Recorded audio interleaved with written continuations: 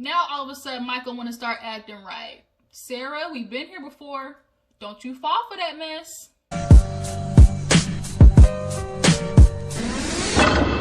What's up, you guys? Your girl G here. Welcome back to my channel. Appreciate you for tuning in. We got Love/Life After Lockup to go ahead and get into. I'm trying to catch up on the episodes. So today's Sunday, but you know, after I did my little self-care Sunday this morning, you know, woke up, did a little bit of medication.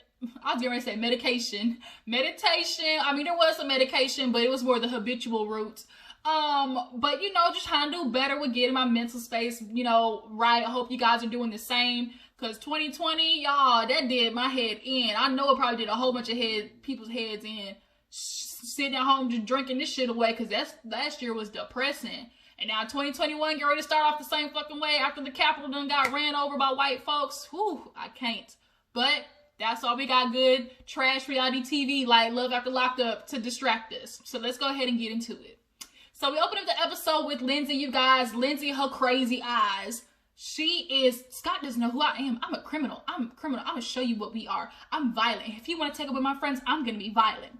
So she mad because Scott decided to change his mind and letting Tara Bell stay in the driveway. I guess his little spidey senses were tingling.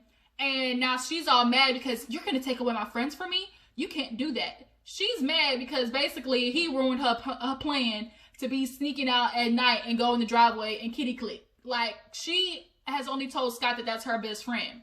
But little do he know, Lindsay and Tara Bell been bumping coochie since inside the yard. So she mad. So she's throwing his shit outside, putting his laptop in the rain on top of the car, videotaping it and talking about, oh, Scott, this is what I did. And the mom is just sitting there witnessing everything. And the mom, you can tell, is just like, where did I go wrong with this child? She clearly raised Lindsay as a single mother, and tried to do the best that she could. But like, when kids want to act up, they're gonna act up. She clearly needed a father figure in her life to try and like give her more discipline. But the mom is just like, I really wish Lindsay would handle her emotions better, and she doesn't. She's super immature. So she's like, I'm so sick of this, Mom. She's like, well, shit, we can load up and go. Then reality hit. She talking about, Mom, your house is too small. Oh, Scott's doing all this fucked up stuff. He's so wrong and he's bad. But when you start thinking about, oh, I got to go back home and live with my mama on an air mattress, all of a sudden it's, oh, the house is too small. You know, I'm going to handle it. You know, if he wants to act that way, I can handle it. Plus, why should I leave the house? You know, Scott's always been in control because he's had the money and the resources. But why should I have to leave? Because, bitch, your name ain't on the deed. You ain't got no money. Hell, you have no bank account nor no job. So, yes, Lindsay, when it comes time to figure out where the hell you gonna stay, not at this motherfucking house. Period. All of a sudden, this was Lindsay's plan. Find a rich white man. She killed me. She said Scott lying to his fat lip self. When she said that, I'm glad she noticed that shit, because it's so hard not to look at Scott's lips like that nigga didn't just get a bee sting in them holes or something. Like he had a bad reaction to shellfish. That shit is funny. She said Scott and his fat lip mother. I was like, ooh. So, yeah, basically her plan was to find an old white man to basically bankroll her either A, till Miley Grace turned 18, B, till she could be around long enough to scheme him out of some money, or C, till she could get pregnant and gain child support, or D, all of the above. So, yeah, Lindsay definitely had a plan. Y'all see she got that book, but she ain't opened that book to whichever page it was that she wrote that shit out of. So the mom is really honestly disappointed. And she's like letting Lindsay know, like, you know, you need to do better. You know, you're just tolerating people. I feel like that. And the only people you show love to is Miley Grace. And she's like, well, of course, like I've always been like that. And it's like, well, that's a problem, especially as the mom. I think the mom just honestly feels like her daughter just basically uses her. And that's the truth. Lindsay is an opportunist. She's an opportunist. And everything is about what she can get out of the situation. So moving on, let's talk about good old Andrea and Lamar. So Andrea is acting her usual slow self, just putting 20 on 10. Lamar comes home, he talking about, you home? Where else would I be, nigga? Why would I not be at my house? And it's like, skirt, okay. And this is why Lamar can't really come to Andrea and tell like how he really feel, because the minute Andrea hears something she don't like she's popping off. And you're making it that much harder for Lamar to sit there and try to conversate with you, which is why he lied to you in the first place. Women like that confuse me because it's like, oh, you want to sit there and lie, you don't want to tell the truth, and it's like your reaction is everything. And Andrea, I'm sorry, but you always constantly putting 20 on 10. Lamar tired of it, and your children tired of it. So Lamar's like, look, yes, you know, we went over to go see Shantae, and she's like, how was it? He's like, it was good, it was fine, they talked. And she's like, that's good, but you sat there and trying to teach our daughter to lie. What kind of character are you trying to build? You just need to sit there and admit that you're wrong. He's like, why? Why should I? And Lamar knows that he's wrong. It's just that he can't apologize out of Andrea's reaction. Because you know how your plan is to go apologize to somebody, but then when you get in the midst of the conversation, they start doing dumb shit, and you're like, damn, I don't even want to apologize anymore. I think that's where Lamar was at. And he's trying to explain to Andrea, it's like, can we ever just sit down and have a conversation? It's like you came over to Doolittle house just on the rah. And it was like, it didn't even have to be all like that. So he goes outside, and Lamar is talking to the camera crew, and he's just like, man, I know I was wrong. I know I messed up, but it's just Andrea, like the way she be acting and stuff like that makes it hard to speak. Like, why can't we ever just sit down and talk? Here come Andrea, you talking shit about me? You talking down on me? See, how you gonna disrespect me like that? Talking down on me. The kids gotta come out and be like, Ma, take your ass inside. Why you doing all of this? And he like, you wanna listen to what I was saying? Cause wasn't nobody talking down on you. And that's the problem. Like, Andrea, you, like I said, 20 on 10, like the petty queen. So now she taking down pictures, oh, this ain't no real family. She's like, Shantae blames her for, I guess, Lamar's actions for, like, telling Priscilla, I guess not, or keeping Priscilla away. But I do believe, like, Andrea was right that, that is Lamar's place to tell Shantae that Priscilla is the sister. But I think just like Andrea, Shantae is trying to find blame. Shantae, it's easy for her to try to blame Andrea for the relationship that that she lacked with Lamar. And also I do think when Lamar got out of jail, Andrea's super was, it gotta be all about me because I supported your ass while you was in prison type thing. And it's a lot of fault enough to go around, but Andrea, you gotta stop acting the way you are because you're gonna push your kids away. And they are exhausted. They all in the hallway like, damn, here we go again. Like, here we go. And you think it's gonna be Lamar talking about, oh, I'm mad I brought him in your life anyways. I shouldn't have never brought this nigga around. And it's like, well, he's here. So now what are you gonna do? And you're gonna end up pushing your kids away, Andrea. You really are. So moving on, we have Michael and Sara, you guys. Y'all, all of a sudden Michael want to get right. All of a sudden Michael want to feel like I need to tell Sara the truth, how I really feel, what I've been really going through. And he want to hit her with the, everything's been so hard with Maria. I'm trying not to go to jail. Every time, like every week the cops was coming. And it's like, but that's what you chose. You chose to get with Maria. You was bragging about how, oh, I fuck with Maria because she don't be with all the rah-rah. She let me do what I do, no questions asked. And it was like, yeah, in the beginning. But one thing about females, Michael, it can't always just be no questions asked. So you decided to leave, abandon your kids. You want to sit there and act like you've been this grade A father, which you haven't.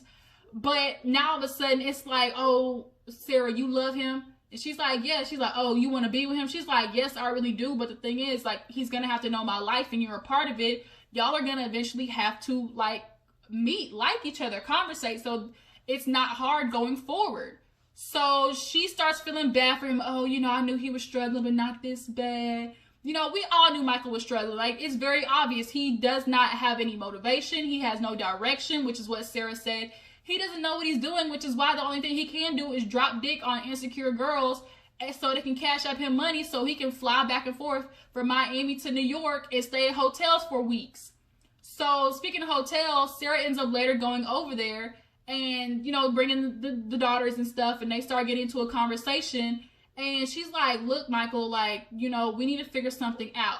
She wants to be, besides giving him money, taking care of him, I feel like if there's anything I could do for Michael, I should do it. And so she's like, instead of staying at the hotel, if you're going to be here for a week, how about you just stay at the house? And I'm like, Sara, first of all, did you run that shit by Malcolm? Cause I don't think no nigga would like to know that his wife is not wife, but his girl's at the house with the baby daddy. Let me tell you that much. But we already know where that's gonna go. Michael's always gonna try to creep in the middle of the night and slide into your bedroom. Period.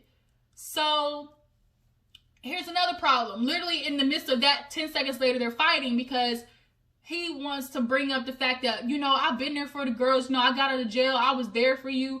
And flashback, nigga, you are nowhere near Sara when she gave birth to that baby. Nowhere. She has to do that shit alone. And then you want to feel like you get credit for coming around every now and then. You're getting money by all these other females. And the money that you're getting, none of it you send to your kids. None of it.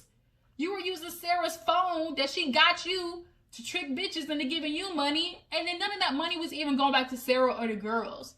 So that's why Sara was getting heated. She's like, that's where I get pissed off. It's like where Michael wants to sit there and act like he was doing his duties as a father, but nigga, you weren't. You were choosing bitches over your girls, period. So I will say one thing that Michael said was true was, you know, you let what was going on between me and you affect the kids. But then, like what Sara said, you need to understand what you may need to understand. What you do to her as a woman personally affects how she parents. Yes, it messed up in some cases. Yes, but there are females who really are, you know, trying to do their best, but not allowing it to affect their relationship with the kids and the father. But mentally and emotionally, y'all are fucking these women up. And so that is going to affect the way that they parent. Sara was absolutely right about that. So he's like, oh, you want to, you know, allow us to affect the kids. And so she's like, you know what? Have at it then. Left the baby. And so now Michael, see how easy it is when you sitting there trying to raise a baby by yourself. So moving on, let's knock out Puppy and Amber. Y'all, Polo Puppy, Polo Tink Tink, she gonna get her heart broken. Amber waking up, she talking about, oh, you know, work, you know, I love working now. She's like, that's what I'm scared of. You know, Puppy's trying to figure out this life. She's trying to figure out how to be on the straight and narrow. Amber's been out almost a year ahead of her. So she's got situated. She's got, you know, money she's trying to save up to get out. But in the meantime, the mama's trying to figure out what the hell is going on between you two. And Amber straight up said, oh, she just got out yesterday. Like, you know, let's get acclimated. And Puppy has been waiting to have this moment. They've talked about it while they was in prison, but Amber was full on feeding her nigga stories where it's like, oh, you know, baby, I'm going to give you the sun, the moon, and stars when I get out. You know, we going to do this together, Bonnie and Clyde. And get out. Come to find out, Amber got a whole nigga on the side that's in jail himself. She get in the confessional and she talking about, hey, baby. And it's like, what you mean, hey, baby? So Puppy, Puppy said, like, you know, I don't want to get my feelings hurt, but, you know, I do love Amber. I do want to be with her, but it seems like there's more feelings and it clearly on Puppy's side than Amber, and I think the mom is picking up on that. But it's going to be so messed up because Amber is staying there, and it's like, damn, she low-key got to, like, drag Puppy along and just kind of, like, emotionally and mentally be there for her, like, barely, but just enough to, like, keep this house above her head. Like, she's got to low-key be an asshole. Like, she's got to just basically tread Puppy along because she's staying at her mom's house. Like, it's messed up, but Amber's doing what she got to do. And it's like, damn, you better tell Puppy right now, like, what's going on for you break this little girl's heart, her achy, breaky heart. So, moving on, let's talk about, who else am I missing? Marcelino and Brittany. Marcelino and Brittany, y'all know what's going on with her mom. Marcelino don't want to deal with it. He's like, look, I got 3 kids. I don't need 4. He's dealt with it with his mom. So the mom at the washer was just kind of like understanding. She was like, look, you know, but she talking about, oh, you know, I was practically an alcoholic. No, ma'am, you were an alcoholic. Don't try to soften the blow. You was an alcoholic. So she's like, I get it, but, you know, the mom's going to have to do it herself. And we saw in that therapy session, the mom is not ready to admit what she's done. And I get it. You don't want to admit to yourself that you let your daughter out there at 12 years old in the world fend for herself. Like, she's not ready to admit that. But Marcelino's not here for it. He's not. And I understand because Brittany was an addict and he does not want it to affect her to the point where she relapses. So they go to the hotel and he had to smooth talk the lady talking about, oh, them nails is nice. You know, how about I make them a little bit nicer? And it buys him 15 minutes, but when they get to the hotel room, like, that's where the episode ends. So we gotta get to Chevelle and Quaylon, y'all. Chevelle, she trying to get her get back right. You know, her Stella got her groove back type stuff. But Quaylon's over there talking about I miss Maila, you know I messed up. I should have told Chevelle what was going on. He told the sister that he wanted to go to Branson and try to get Chevelle back. And the sister's not here for it. She's like, really? That's what you gonna do? And she's like, I don't support it at all. But then we see Chevelle doing that bullshit I hate that females do. Oh, you miss daddy? Like, you got your child calling this man daddy, and he ain't even been around a solid goddamn year. And I feel like she did, like, women do that shit on purpose to kind of, like, almost guilt a man into staying. Or, like, if I give him, like, a reason to stay, like, it's almost like you're purposely, like, locking them down so they, like, have an obligation to stay. So now Quaylon do got this feeling like, well, damn, like, I got this girl calling me daddy, like, I do gotta stay around, like, I can't just abandon her. And that's a fucked up way of doing it, like, because now you're forcing a man to be in the picture that probably don't even really want to be there. So how good of a father can he really be? So, like, women who are like Chevelle, who feel like, oh, like, if I rush into it, if I hurry up and try to make it a family, it'll make it real, like, no. And freaking Dollar Tree Quavo over here, you know, he upset because he thinking Chevelle getting ready to go to Branson with another nigga. But really, she's just going with DMark. But when Chevelle had that conversation with her daughter, talking like, you miss daddy, you wanted to be all of us. And I just kind of feel like, girl, Chevelle, that is so messed up to do that to your daughter. Like, it should have never been, oh, that's daddy. It should have always been, you know, here's this man that mommy's dating. And then if he stayed around long enough, that naturally would have progressed into her viewing him as a father figure. That's just what it would have been. But you, like, did what you did, got him, now she, like, where is her daddy? Matter of fact, like, for real? So she grabs DMark and they head to Branson.